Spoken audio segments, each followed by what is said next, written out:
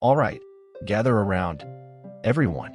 Today, we're diving into the exciting adventures found in Acts chapters 10 and 11. Get ready for a story that's going to blow your mind and teach us all something super important. Chapter 10, the conversion of Cornelius. Picture this. In the vibrant town of Caesarea, there's a Roman centurion named Cornelius. This guy is no ordinary soldier. He's known for being super devout, always praying and spreading goodwill. One day, while Cornelius is in the middle of his prayers, boom, an angel appears, telling him to send for a guy named Simon Peter in Joppa. Now, switch over to Peter, who is one of Jesus' close disciples, chilling on a rooftop, hungry and in a trance. God decides it's time for a jaw-dropping lesson. He shows Peter this wild vision of a sheet filled with all sorts of animals, some clean, some unclean.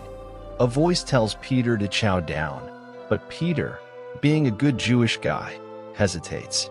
No way, I can't eat the unclean stuff. But the voice insists if God says it's good, it's good. Just as Peter's trying to wrap his head around this vision, Cornelius' messengers show up, inviting him to Caesarea. Peter, now understanding that God's all about breaking down barriers, hops on board.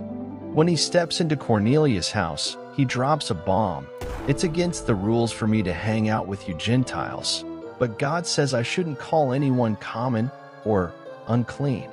Then, Peter goes full-on storyteller mode, sharing the incredible message of Jesus. And guess what? The Holy Spirit shows up, not just for the Jewish crew, but for the Gentiles too.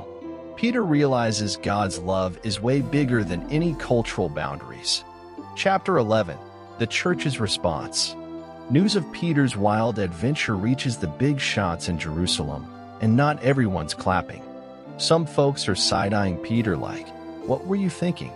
But Peter plays it cool, though, and gives them the 411. God told me to go, and guess what? The Holy Spirit fell on them, too.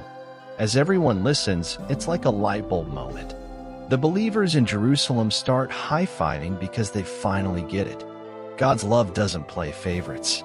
It's for everyone, Jews, Gentiles, the whole gang. So, what's the big takeaway, my awesome friends?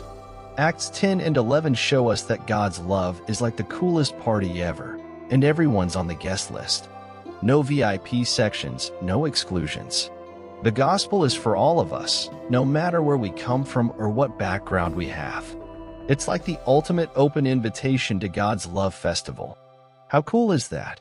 Let's remember, God's love knows no bounds or favoritism, and we're all part of this epic story.